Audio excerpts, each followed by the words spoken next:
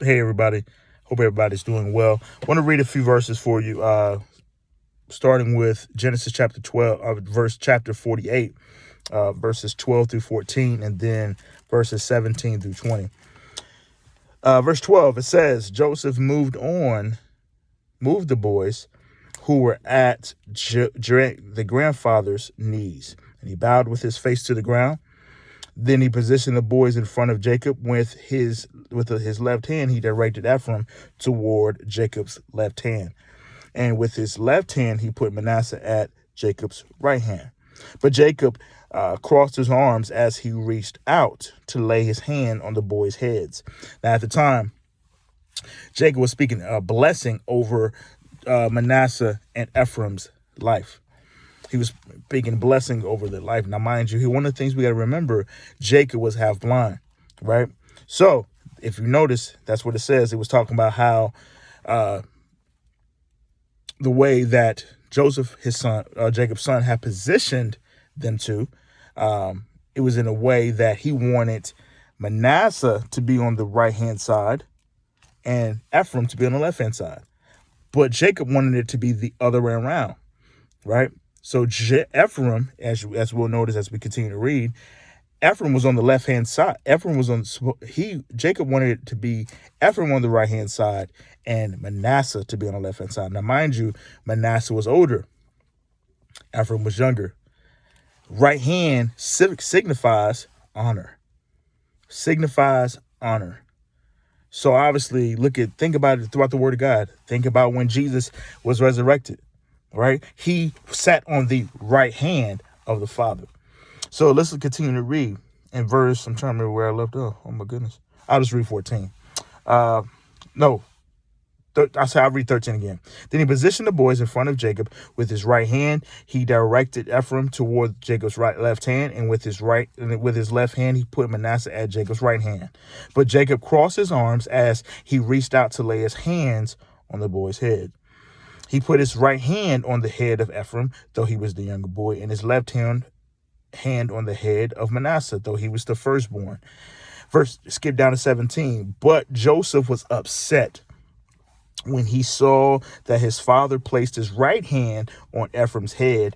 So Joseph lifted it to move it from Ephraim's head to Manasseh's head.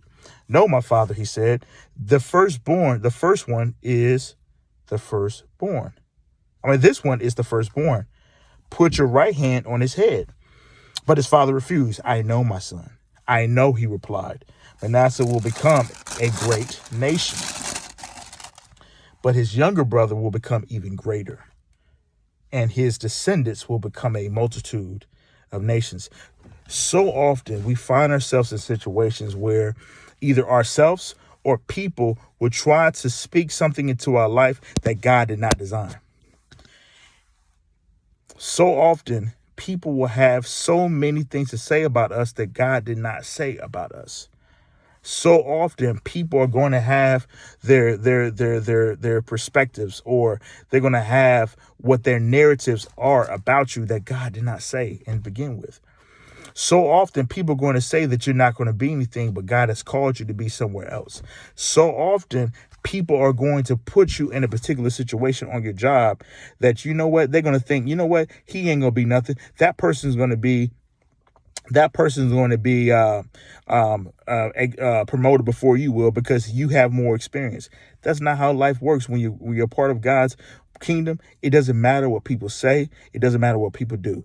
If God has your back and he has a will, a calling on your life, no matter what people may say or do, nothing that they can do can stop you from achieving and growing in God and being who God has called you to be. That is so important for us to understand, because so many people will put us where they want us to be. But the thing about it is this: just like how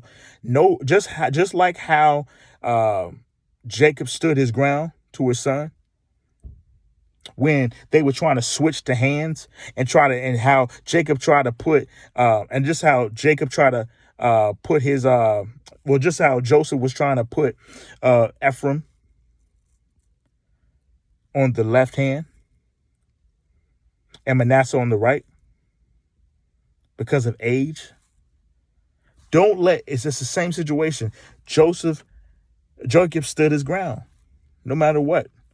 Obviously, Manasseh was the older child. Of course, Ephraim was the younger one. But Ephraim was going to be greater than Manasseh. Was Manasseh not going to be great? Of course he was. Don't allow somebody to say that you're not something because of your age, or because you don't have the experience, or because you don't have the degrees. Remember, no weapon formed against you will prosper. So if God has called you to be something, he has called you to be something. No weapon formed against you will prosper. Don't allow people's qualifications. Don't allow people to say that you're not qualified because you don't have what the world says that you should have. Now, mind you, obviously, if you want to grow in your career, you want to get a degree, get the degree. Go ahead and get the degree. If you need to be a doctor, you need to go to med school. You need to get your MCAT. If you want to go to law school, you need to get your LSAT. You need to take care of those things. But don't allow the enemy. If God has called you to do something, do it.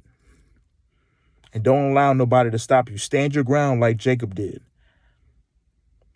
Stand your ground. If God has called you and told you to do something, and told you to tell somebody to do something, he has spoken to your life to speak into somebody else's life. Stand your ground and say and be obedient to what God has called you to say to them. Don't allow people's opinions to stop you from doing what God has called you to do. Be obedient. When you're obedient and do what God calls you to do, the results will be miraculous. The results will be amazing. Remember, the right hand resembles and signifies honor. It's amazing what God can do in your life when you're obedient and not worried about what people say. We got to stop worrying about what people say, because people's opinions does not matter. Opinions are not fact. We have to understand that when God has called you to do something, there's nothing that no one can do. What God is meant for evil, God will turn it around for your good. So often people will see something, a calling. God will see something in your, so often people will see the calling of God in your life, or somebody will see the light of Christ in your life. And all the time, and when you see God and people see the light of Christ within you, it's a great thing.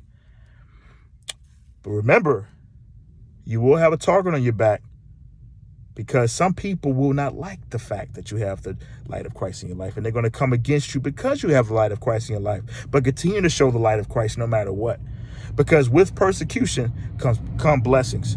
With persecution, if you continue to stay the course and continue to be obedient to what God has called you to do, it's amazing what he can do in your life. Keep God first in your life, and when you keep him first in your life, it's amazing what he can do in your life.